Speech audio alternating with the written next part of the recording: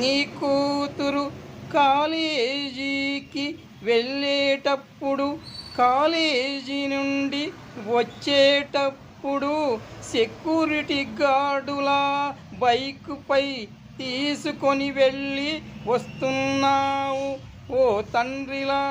కానీ ఆల్రెడీ నీ కూతురు ఒకడితో లవ్లో పడిపోయిందిరా ఓ పిచ్చి నాయన.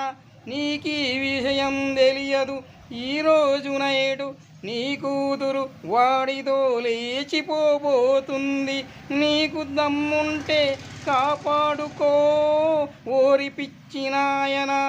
నా మాట నువ్వు వినుకుంటే బాగుపడతావు.